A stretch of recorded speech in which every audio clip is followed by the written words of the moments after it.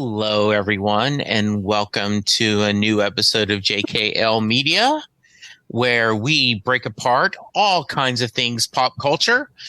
On the wheel today is me, Jesse Jackson, my good friend Karen. Hello. I guess I'm in Pinktree.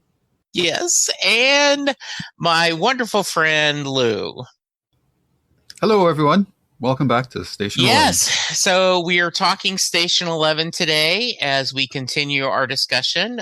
We are up to episodes 5 and episode 6, the Servan City Airport, and Survival is Insufficient. We will talk about both of them this episode, but we'll kind of break down both of them because they, in the grander scope of things, tell a similar story, but individually they are two very distinct settings and stories. So let's start with you, Karen. So airport, you're stuck. How you feeling? Nightmare situation for me. Yes. I would hate it a lot. But I think it's a nice self-contained area to quarantine. I can see why they decided to stay there. I mean, it literally is its own ecosystem. And the fact that they had solar equipment, they had generators. I mean, it's essentially, you can make it a self-contained city. Like, as you know, Jesse, kind of like Texas is, where it could be, because of all its resources, the only state in the United States that could be its own country. Yes. No other state can do that because, Texas has oil. It has all kinds of agriculture. Anyway, An airport would have, a lot of the things a society would need to run a city. Yes. And that was a big deal for me, having it be plausible, I guess. There's a lot of food there because there's probably 50 restaurants, so each of them has a month's worth or more of food that they can portion out. As Clark said, right, we've hit the lotto. Right, exactly right. I have to say that Clark has become a little less likable to me. This episode kind of painted him as an opportunist. I mean, if that's a good word for him, let me know.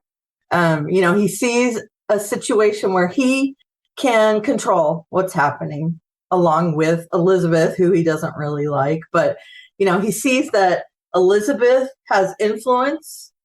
She's an actress that people know. Tyler, who is making really smart decisions. Let's download the internet. Let's do this. And then Miles. Miles, who knows the ins and outs of the airport. The technical part of this. Right. So we have those 4 people, and he aligns himself with the other 3 and becomes the de facto leader because he doesn't have any of those good qualities. He feels like he has to either be the leader or follow the leader, and he'd rather be the leader. And I thought that was interesting. Also, a little bit of an appearance by Enrico Colantoni as the agent, I guess. Yeah. So Brian was Elizabeth's agent. As we learn in the next episode, he went away and he came back, but he doesn't remember a lot of what happened. So I guess that's explaining how he lost his accent, how he's not really attuned to what's going on. He seems a little PTSD. Yeah. Yes, Evie. Yes. and disconnected. Very disconnected. I mean, and kind of detached. And almost playing a little bit like a touch of the spectrum. And I know that's kind of a cliche, and I don't mean to say that in any bad way. No, but there's nothing wrong with that. Yeah. Just a little bit.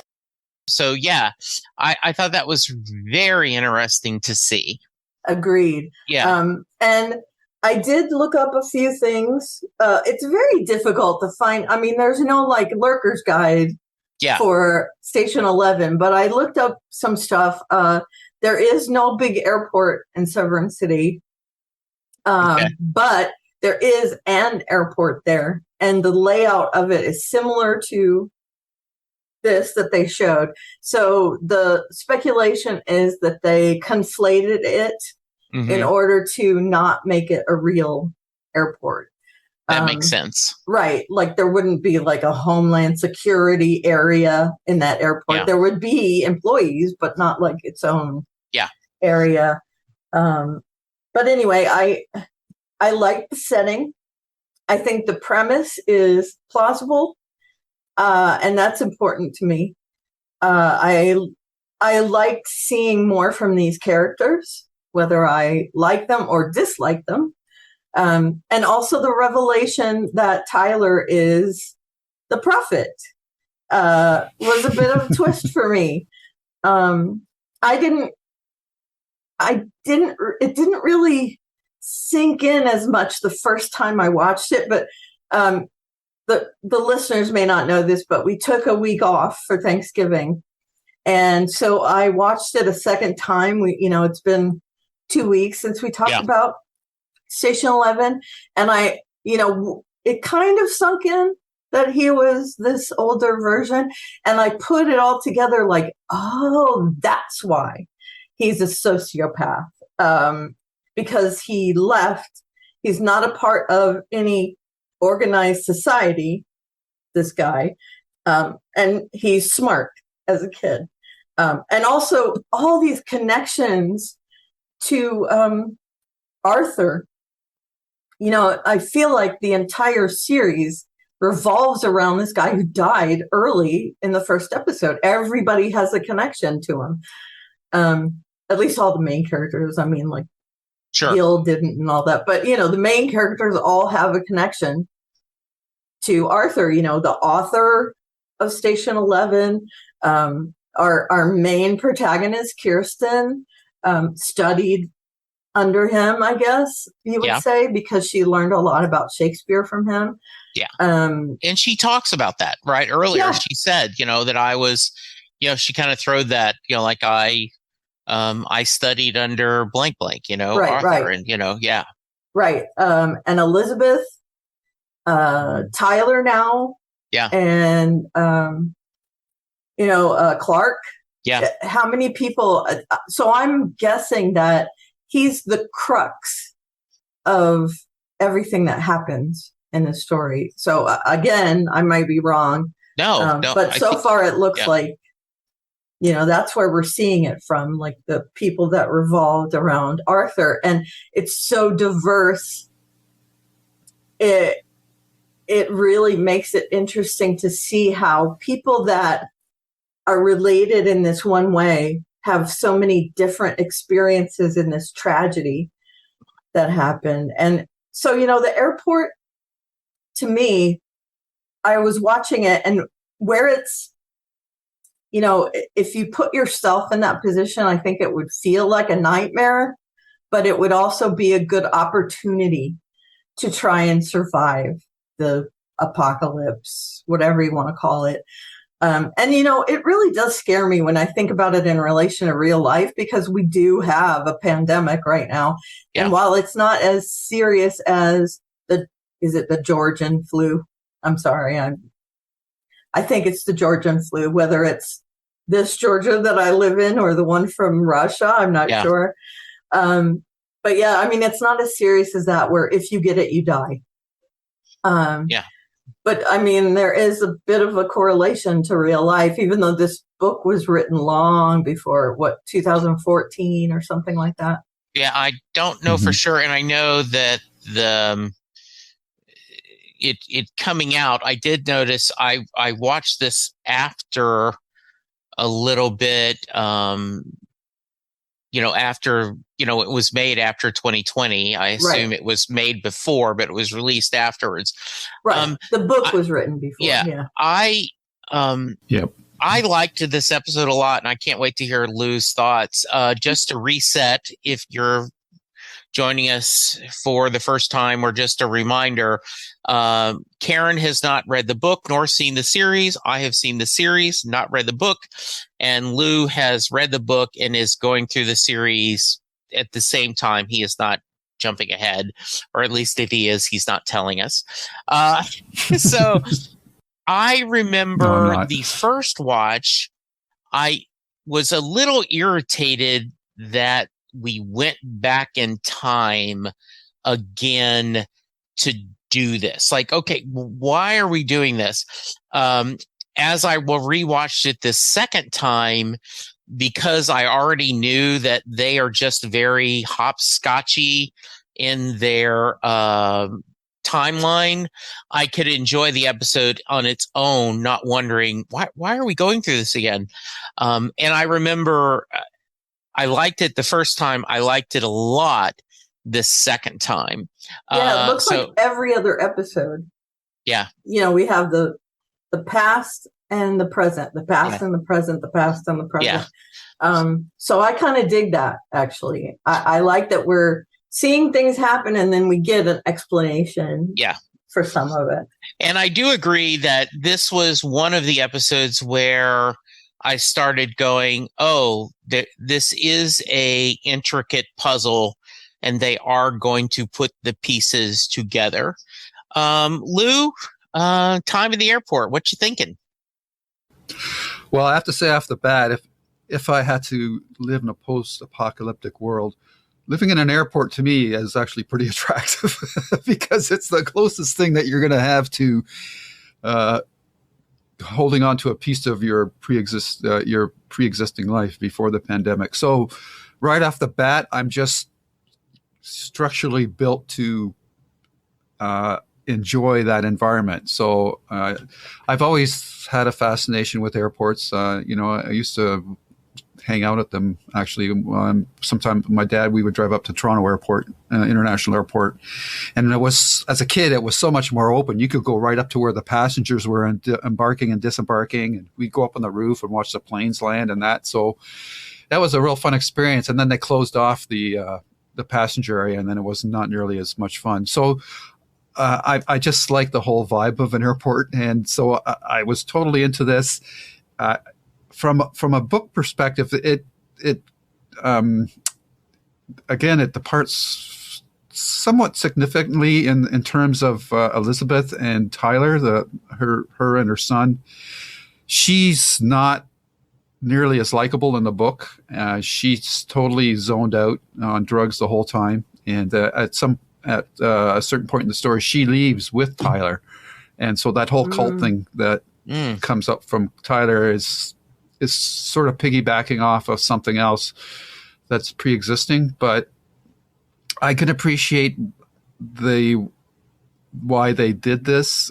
It's kind of ups the drama a little bit too, because Elizabeth thinks Tyler's dead. Yeah. So from that perspective, I didn't have too much issues with it.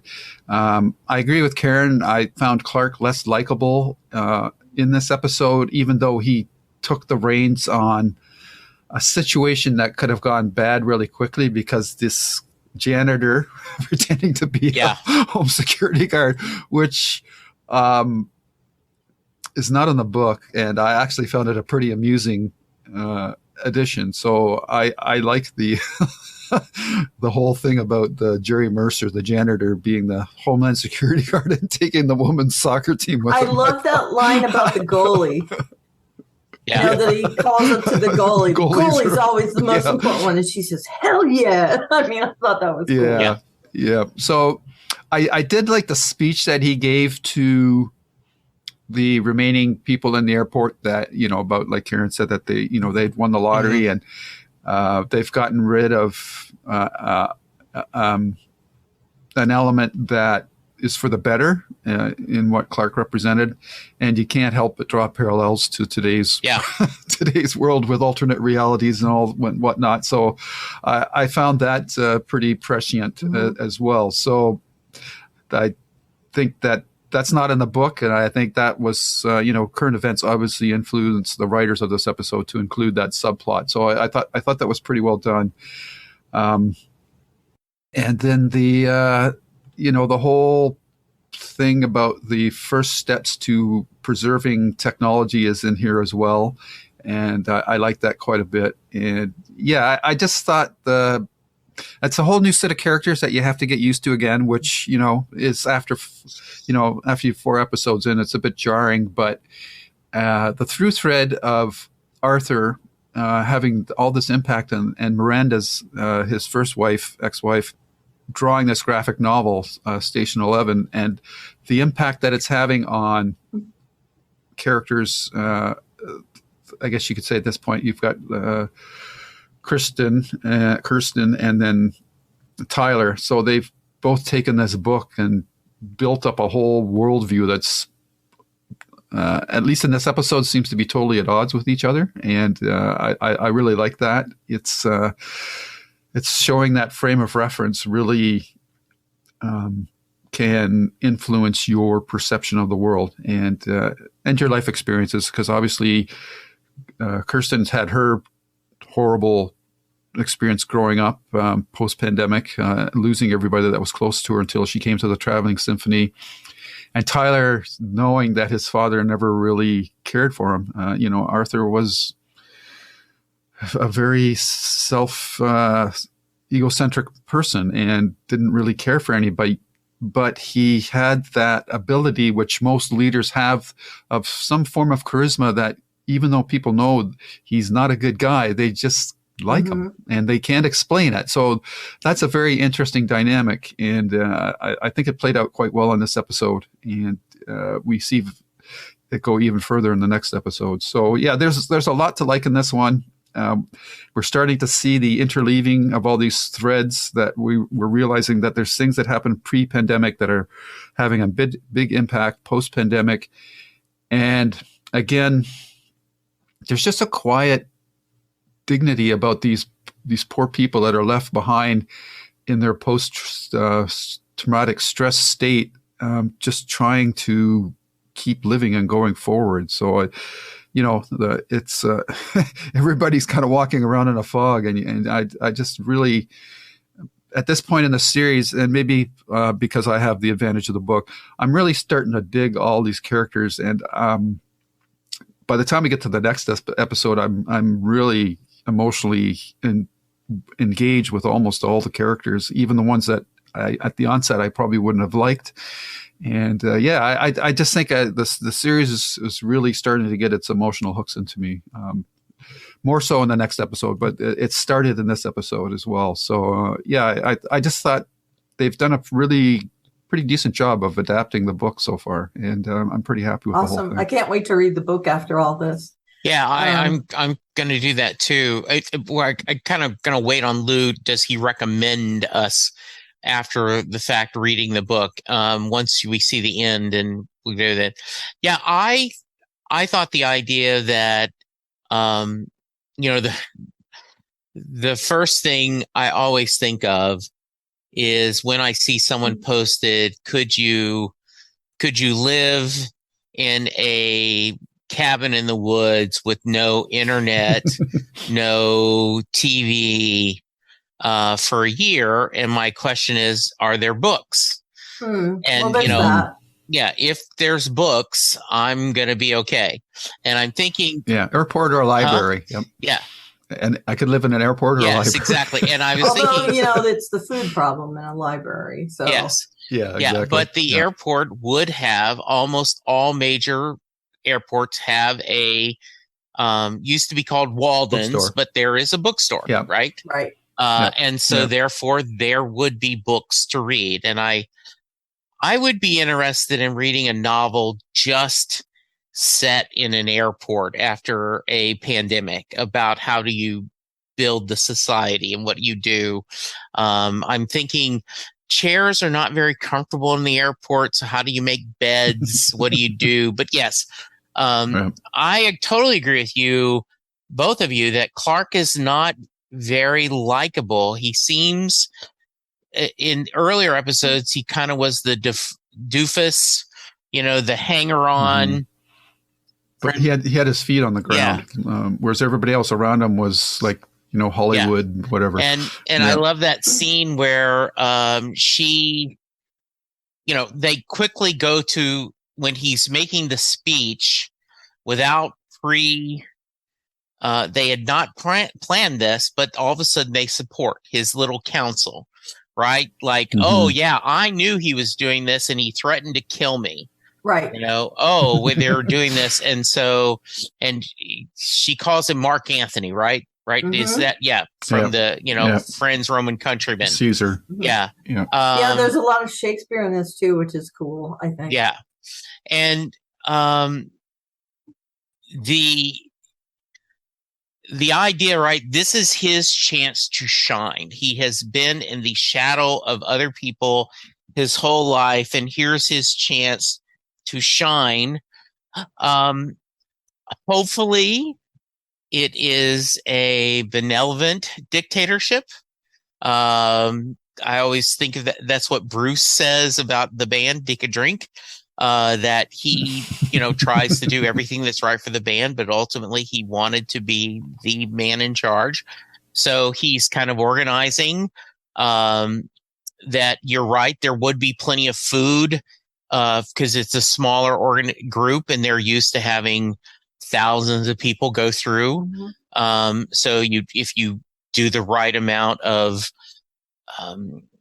kind of making sure we have the food set aside, and that also, well, what do we have to kind of grow more food? How do we do that? I very convenient that they were going to do solar panels anyway, and so the generator, so they have a self-contained, very scary scene at the end when Tyler brings back the only survivor of that plane. And they immediately panic, and they make them go away. Tyler says very early, why does there have to be a leader? And so Tyler they show very quickly, I think very well, that he is embracing chaos. And he's a threat. Yeah.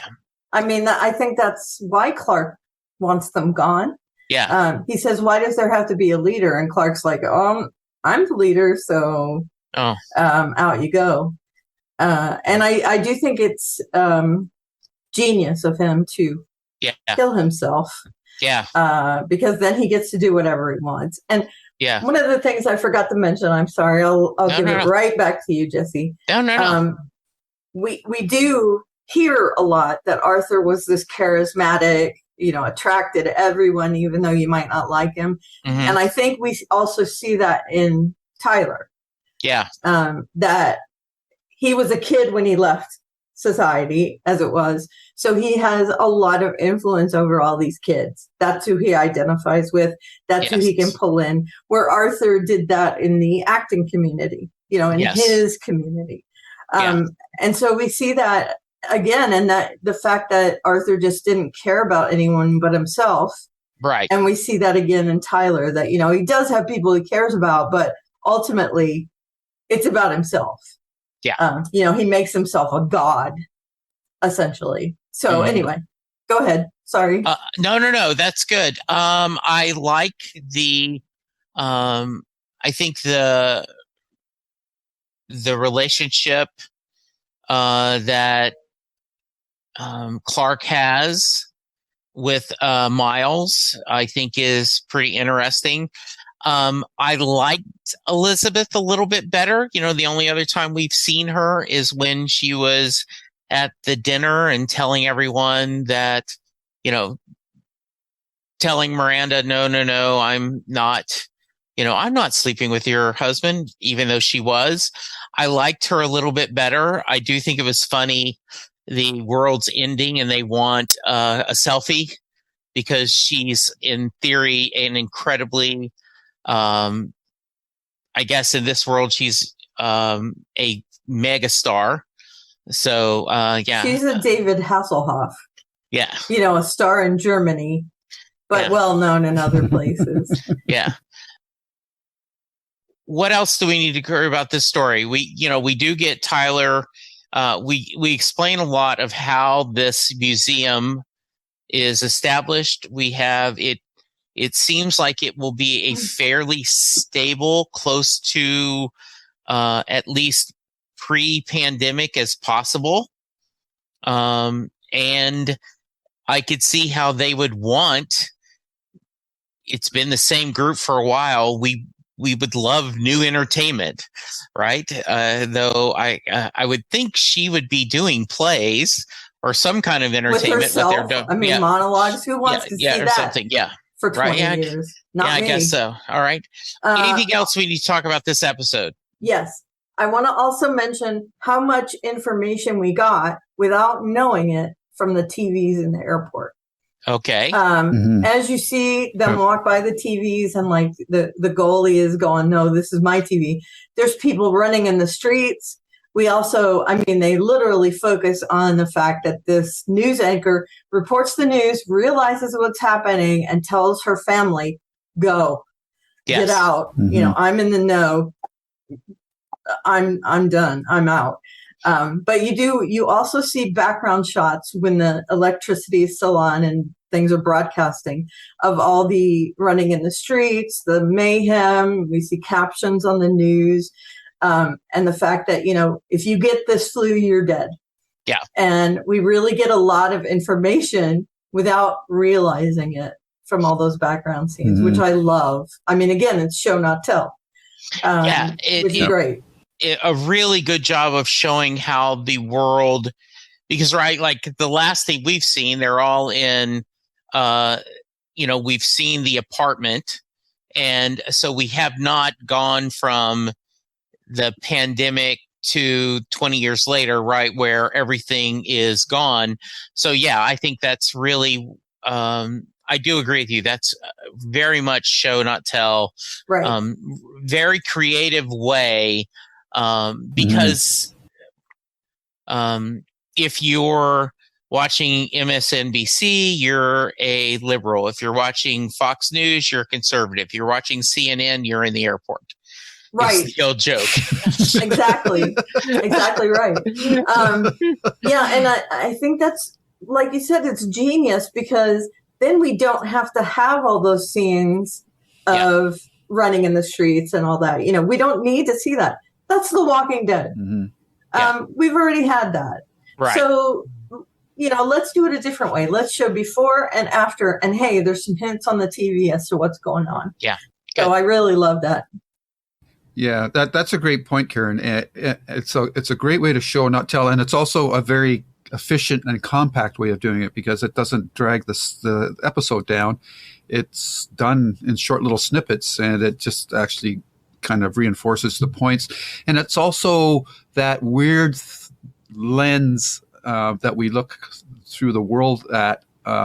In a large part, we get most of our information through screens, and there's this distance between us and reality that, even though we know that what we're watching is real, it's still that you're isolated from it because you're in your home environment or whatever. So, and that's a lot of what this series is about too, is because they all know what's happened, but in each their own unique, specific way, they're reacting to it differently, building the alternate realities, forgetting. However they're dealing with it. And I just love the little beats, like what could be played up for real corny, big dramatic moments. They're very subtle under key. Like the one girl says, "No more internet." Yeah.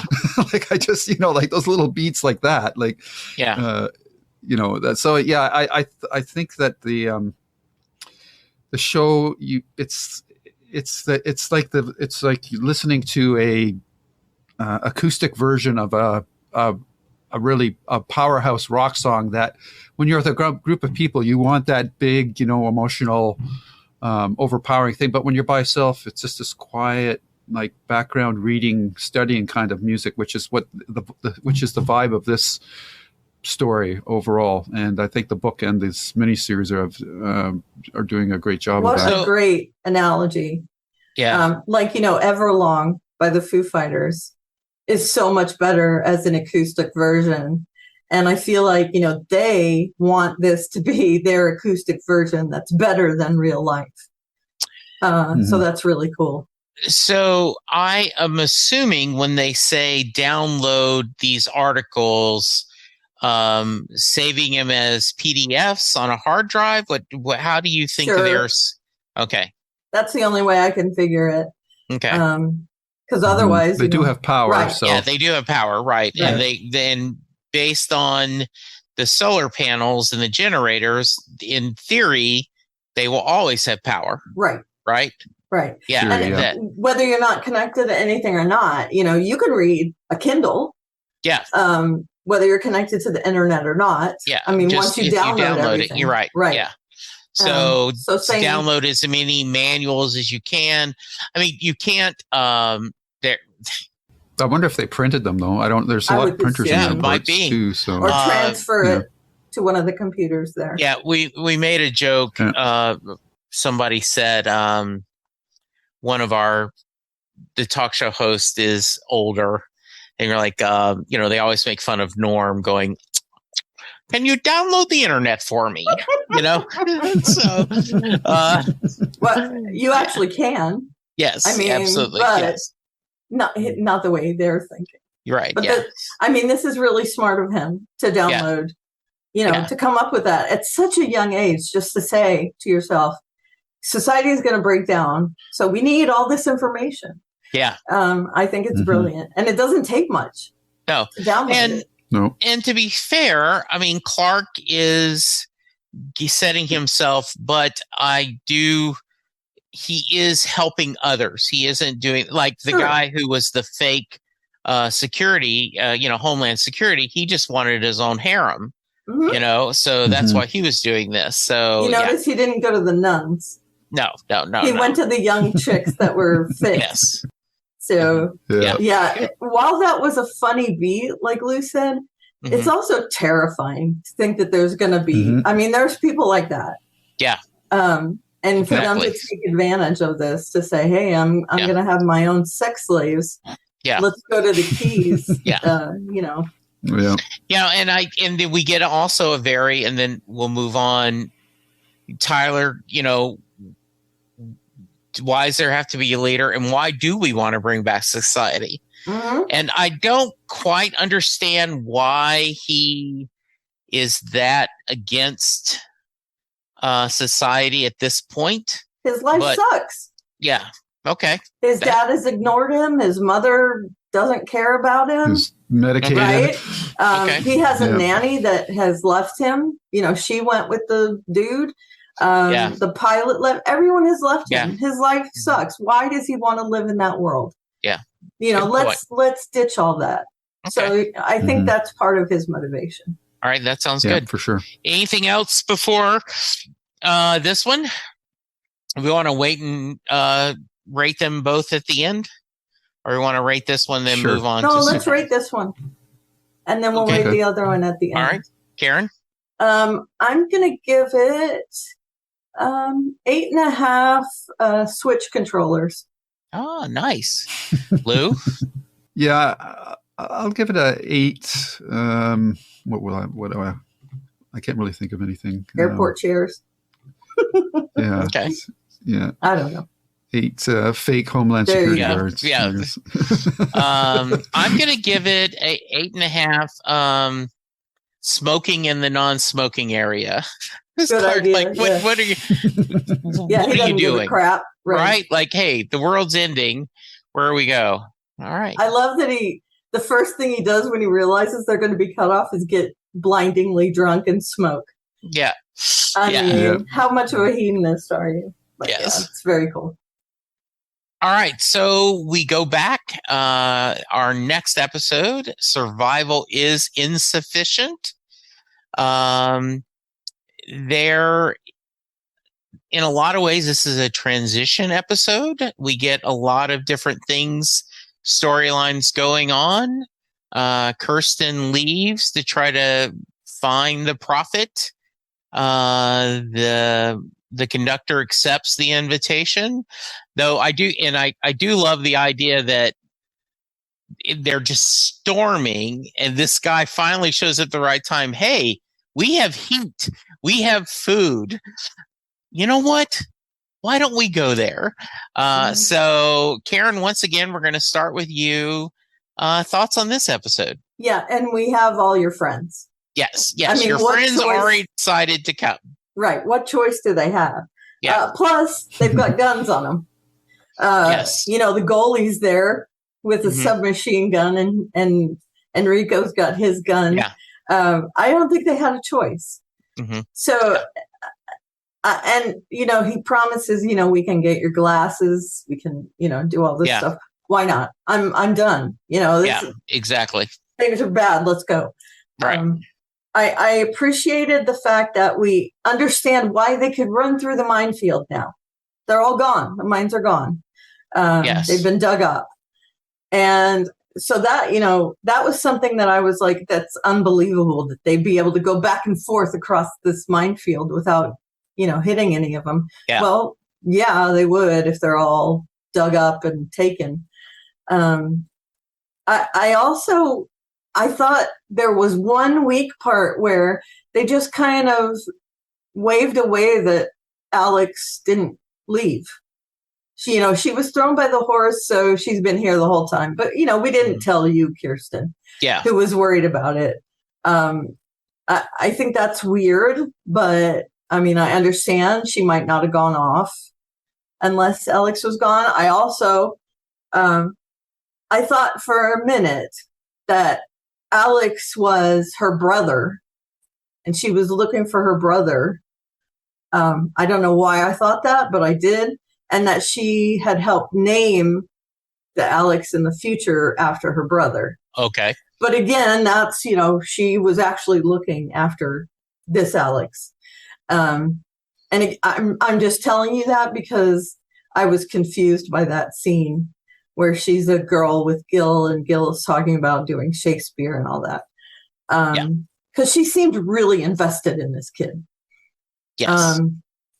And again, we see that she's lost everyone. You know, she's calling for Alex. She's calling for Javan, or Jeevan. So we know that Jeevan left her at some point. You know, that girl is really good in this. She sells how distraught she is by that. And I love that we see her in the past, and that actress is believable as the actress who plays Kirsten I agree. as a grown-up. They got the same eyebrows, which is cool. I love that she's still playing dress up because, you know, she's not really an actress. She's got that big flowy dress on, and she's, you know, reading her book. And I love seeing Gil again, because, you know, I liked him, and he died. So it was cool to see him again. And, you know, I mentioned in the earlier episode that we just talked about how they go back and forth. Every other episode is different. But in this episode, they did show a little bit of that, you know, barely post-pandemic, and then 20 years later post-pandemic. You know, we see her as a child, which I think is very cool. You know, it's almost like we see that whole 20 years after the pandemic when they show her as a kid and then they show her as an adult. We get to see, you know, what impact that had on her, you know, just her. So I thought that was cool. And then seeing her go after David / Tyler,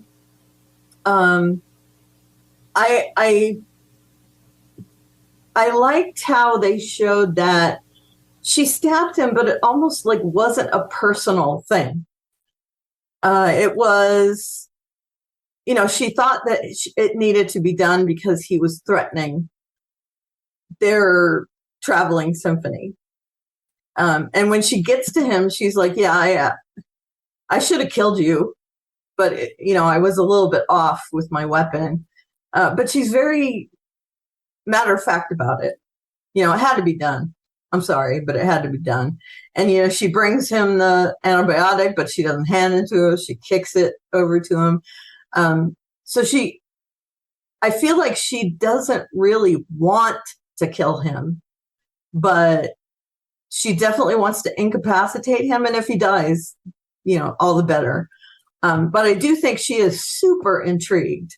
Neither of them know why the other person knows about Station 11, but they're asking in veiled ways, how did you learn about it? And neither of them wants to tell the other one how they learned about it. So while they appreciate that they have something in common and she feels a connection to this community because of Station 11, she also doesn't want, she wants to keep it to herself as well. So I think that's very cool. She's suspicious of him because she thinks she has the only copy. He's suspicious of her because while he may not think he has the only copy, because I don't think that was told to him, I think he regards it as something that's his because he's never run into anyone else. And it's his religion. So to have someone have the same knowledge is perplexing to him. And I love how that's how they make sure that she is someone to trust, that the fact that she has memorized this book. I think that's cool. And it reminded me so much of any type of show where kids make their own society. There was an episode of Star Trek like that. And, on the funny side, there's an episode of Futurama that was like a little, and they realized they weren't really in the future. It was just these kids playing. But I like that kind of conceit where kids, they don't have any idea how society is supposed to run, but that just makes it easier for them to make their own society. And especially since Tyler, decided to lead them, and he knows that he has a self-contained society that doesn't care about the past. Mm-hmm. So again, it's him eschewing the past and saying, that part of my life sucked. So, let's go on from there. I thought it was sinister.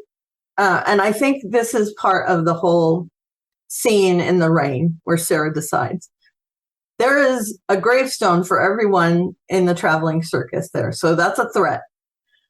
They burned the Petoskey sign, which is like a symbolism of, hey, let's eradicate this point on the wheel, because it's one of their rally points. And the fact that, these people show up with guns, they say, well, you're going to accept my invitation. I've told you several times you're going to come with us. And now we're pushing it. It's raining. There's all these reasons why Sarah finally gives in because, she realizes that when they sailed on the road and there's all these threats coming at them and the rest of their friends are there, let's just go. And she's lost her glasses. She's not feeling well. And she knows that if she says, let's go, everyone's going to follow her. So I think she's thinking that this is the way to keep them all safe. Well, let's just go with them. And I do think she's a little bit intrigued about this museum, that she wants to kind of see what it is, especially since it's being pushed on them. I did appreciate that they had the flares to show that people have died. It's kind of a Hunger Games type thing. Mm-hmm. And to communicate as well, like with smoke signals, because Kirsten realizes that means they're going to come and rally there. So that's, I really liked this episode, and I liked that it picked up right from them revealing Tyler is David.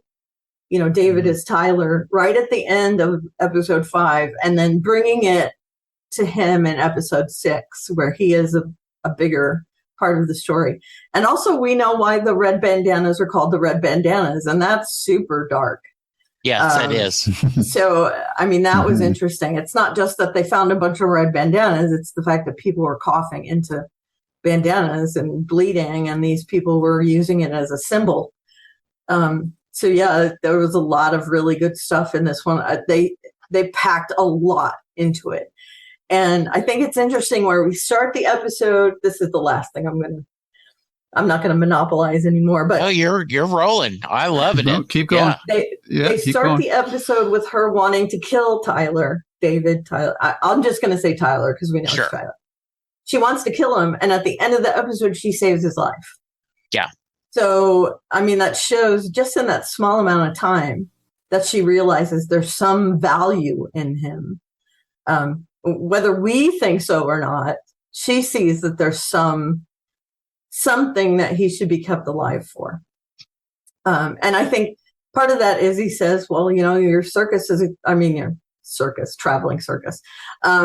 Your symphony is going to be killed by these people. You're in danger, so let me help you. And, we already know this is her family. These are the people she wants to protect. So if she keeps him alive and he can do this, then why not? And I think part of it is, there's just no downside. Because if something happens and he goes berserk, where all of them are, they have numbers. They can subdue him. Now they see that he is actually this threat. It's not this guy who just, shows up in a wheelchair. So I think she thinks it's the safe thing to take him. If he can help us, good. If he can't, then, he's disposable once he gets there. And I'm going there anyway.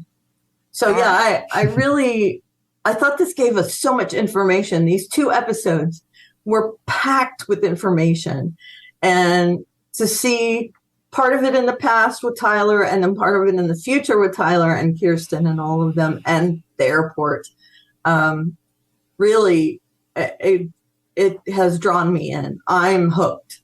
Good. Now. All right, Lou? Yeah, I really love this episode. I've really got emotionally engaged by it. I think part of it is obviously all the children. There's that Pied Piper aspect to this storyline with Tyler, and as Karen mentioned, it gave me vibes of Take a Drink, an original Star Trek episode, Miri, where they go to a planet where all the adults have died off because of some plague that they created. So there's that aspect of it, and it's interesting that from a book perspective, this is probably the biggest change because in the book, this whole thing with Tyler was a cult. So he's not the only adult. They're capturing all the children, and that they're still doing that. But it's in the book, it's pretty black and white that he's evil, and what he's doing is not morally correct. Whereas here, you're still up in the air about whether Tyler is evil or not, because obviously all these children love him, adore him, worship him. That makes you ambivalent about your feelings about him as a character, because like his dad, your impression is that this guy is a dick, but you can't help but kind of like the guy too, because he's obviously very good with the children. And, he's using the Station 11 graphic novel as his moral compass to what to raise these children in the world that he thinks is the world that should be there going forward. But at the same time, there's this tension between him and the Traveling Symphony and the Severn Airport. He wants something from the Museum of Civilization, and I assume it's that pad or a device. I was never really clear what he was playing on all the time. Looks kind of like a switch. Yeah, but a fat switch. But so. Or is it the information, or did he leave his comic there? I mean, it could be a lot of different things. Yeah. So there, there's all this great tension. With the Traveling Symphony, with the all the gravestones and that, it's Sarah who's totally messed up with the loss of her ex-lover Gil, and it was great. I think Karen probably was happy to see David Cross again, and the whole thing with finding out that Kirsten was basically, young Kirsten was raising Alex as a baby. We understand now why she is so protective of her beyond her previous backstory about being abandoned by everybody. So it's on an emotional level. This one really got to me quite a bit. It's you've got that tension with Enrico Colaianti as Brian, because I really want to like this character, but the way he acts sometimes, you can't be like when he's talking to Sarah and them when they're taking shelter in the rain, and he's holding that gun so casually and waving it around. I kept on waiting for it to go off, and that like. They deliberately stage those scenes that you think that the troop is being taken prisoners, but I just think that was just these characters, Brian, and I don't think they ever gave a name to the other person. Well, she's the goalie. Mm-hmm. Is that the goalie? Oh, okay. So they're kind of oblivious to the fact that they're carrying these weapons and these other people are looking at them like are they going to kill us and whatnot. So you've got that all going on, and then once they get there and let them out to that area, then they can't. They're basically locked outside. So there's this. The episode or the series is really playing with our evaluations of certain characters, and it'll be interesting to see how both of you, or well, Jesse already knows, but Karen, how you're going to take how their storylines that play out as we go forward, because they're kind of messing. I think right now they're messing with our expectations a little bit here as to how things are going to play out. And then you've got this tension between Kirsten and Tyler, because they both know about this graphic novel, and she can't figure out how he knows about it, and he can't figure out how she knows about it. And yet they both base their life worldviews around it. So that tension is also interesting. And Kirsten is smart enough not to say that she's actually got the copy on her. Mm-hmm. So that's good. And then, you've just got the kids, they're so desperate for guidance. And the one kid that, I guess it should have been telegraphed to me, but I just didn't expect that final scene. But, the one with the hat, mm-hmm. The wool beach hat or whatever it was, he was always talking to her in that. And then you get that final scene when those scavengers show up and they start killing the kids and whatnot. And that, of course, that one kid dies. But then you see Kirsten in action, and boy, is she ever good with knives, man. Holy cow. Yeah. And but she gets knocked out at the end, and you've got that cliffhanger ending. So it was so violent. I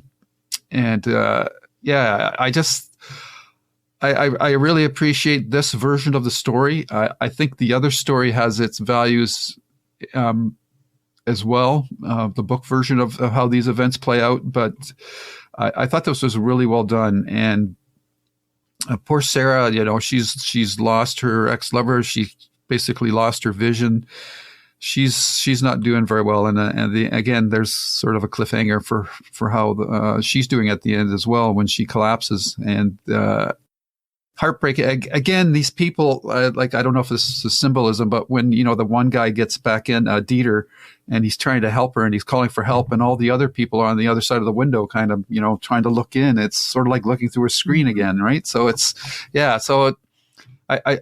I appreciate the changes that they've done. I think it's a good adaptation of the novel, even though it's quite a bit different in certain aspects. But yeah, this episode really got to me on an emotional level that the other ones didn't. And the other thing I would mention is I think that Alexandra finds out from, I think it's Dieter or somebody, that they say that what Kirsten was doing for you was the right thing, and she saved your life. And Alexandra, who's kind of always been poo-pooing everything, I think she's got a life lesson here that she's going to carry forward into the rest of the series as well. Mm-hmm. So yeah, just I just really loved this episode on a lot of different levels. I thought it was really well done. And surprisingly, it's not rated as high on IMDb as it is for some of the other episodes, which is curious. And it's so good. I wonder if it's because it's a little bit of confusion. They go back and forth. We see the adult Kristen, we see the young Kristen back and forth, David Cross, the things. I was at least at first a little confused. Then I did think that was a nice moment with David Cross, the Gill, that, this baby that runs off all the time, you're okay. Her feeling guilty about because she was busy reading and not paying attention to her, little sister or charge. So I thought a nice moment. I thought the scene around the campfire where David or Tyler, was quoting from the sacred text to do a fire escape. There's always a sacred text, fire escape, where they're all pointing at the right time. I mean, they're all, and you see a shooting star, and it was just really well done that,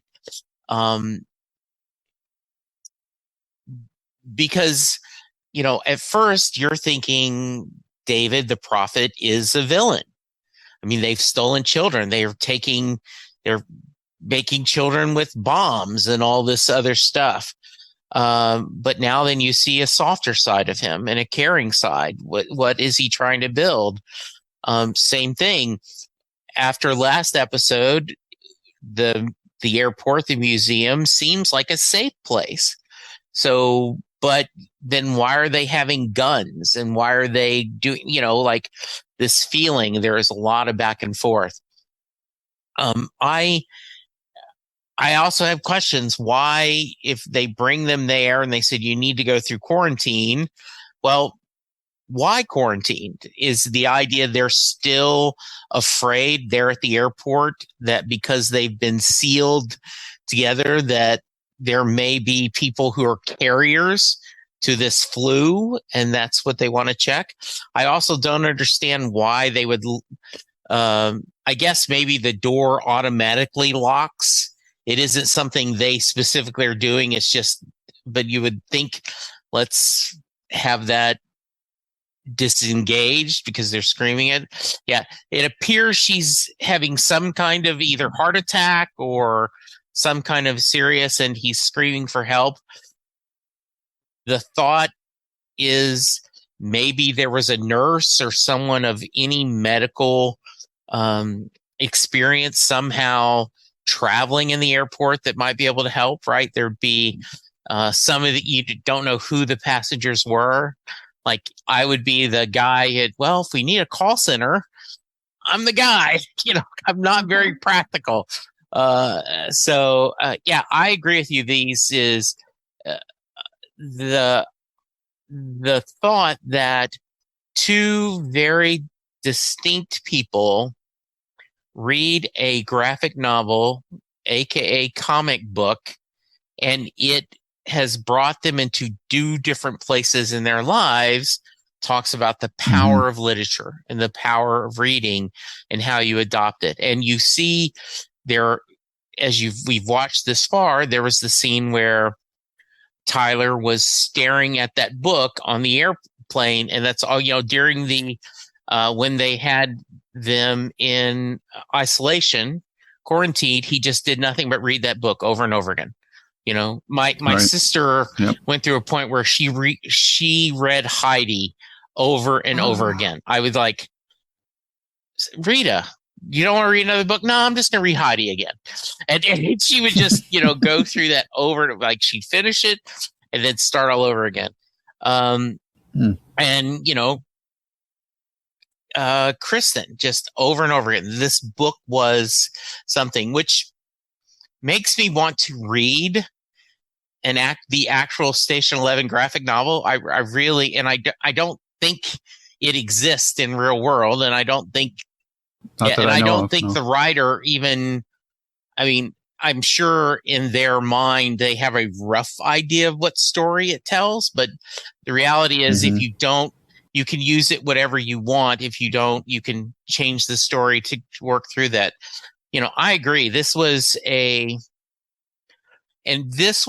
one of the points where I went, okay, this is starting to click. I'm starting to see the connections that I've missed the first 4 or 5 episodes. And so at this point, 6 episodes in, like, okay, maybe this is something. And then from my perspective, 7, 8, 9, and 10, they going through the remaining just gives us a really strong ending. At least from my point. Cool. And I do think I'm glad to hear that you think it's given justice to the book, but it's made it its own thing. Yep. Okay, absolutely. Good. The graphic novel does not fully exist. And it is based on sketches, and she only created the pages needed by the show. Her name is Maria Nguyen. Okay. She is from Toronto. Oh, okay. Good. Or Toronto. I'm not sure how you guys. Yeah. Toronto. Okay. And I do think Toronto. One of the, I don't know if you guys have been, I've been watching this on HBO Max, and built in after every episode, they get like a 4 or 5 minute Station 11 decoded. And it's worth watching. They don't spoil any future episodes, but they do give a little insight.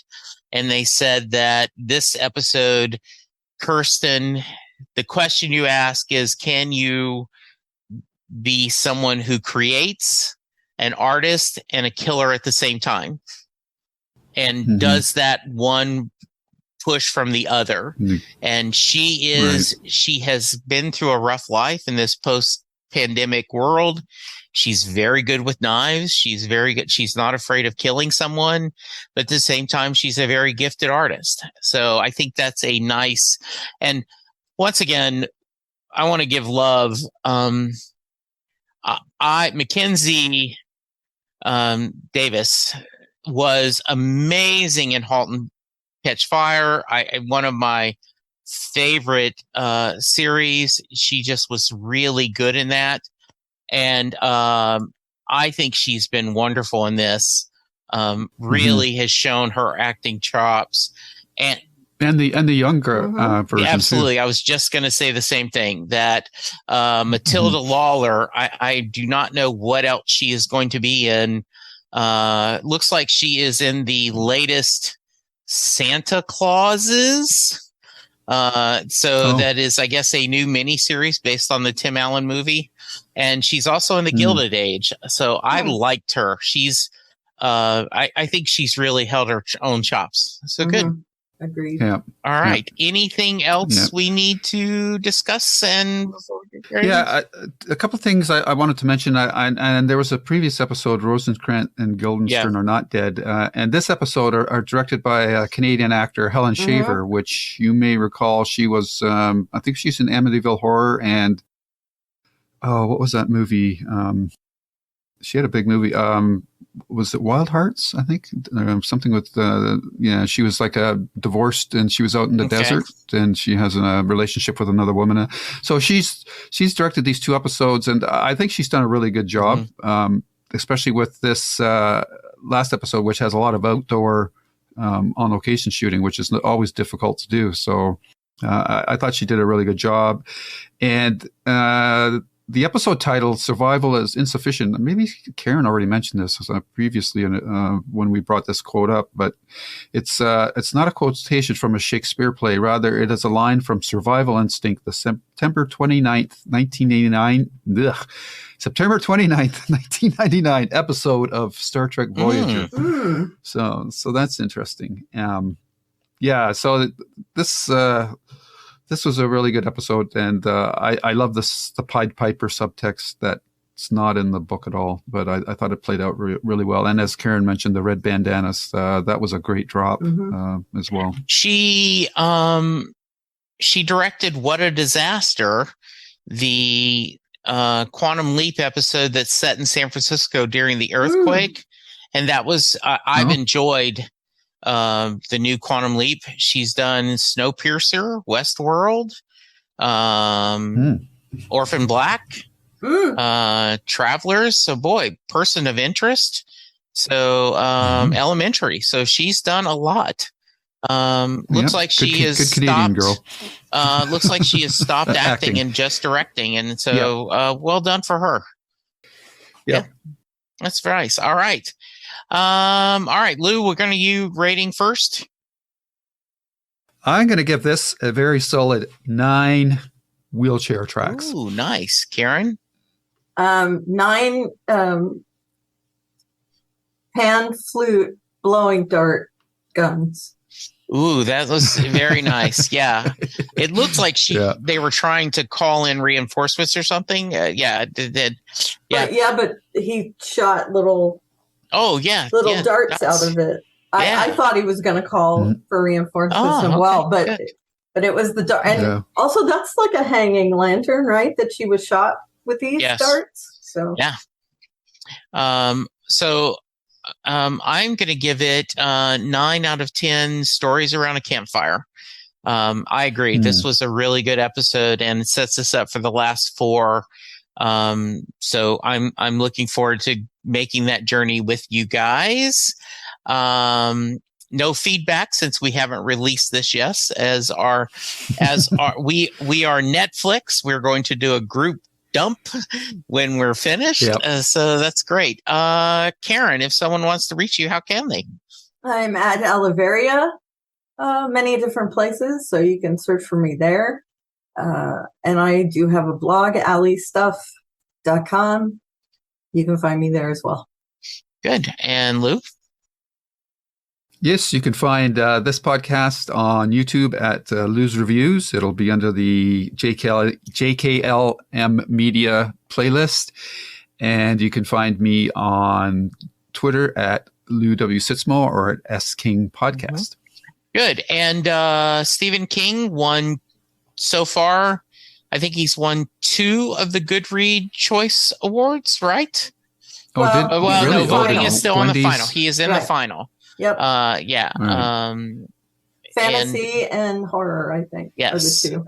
Yeah. So I am really looking forward to seeing that. I loved Fairy Tale.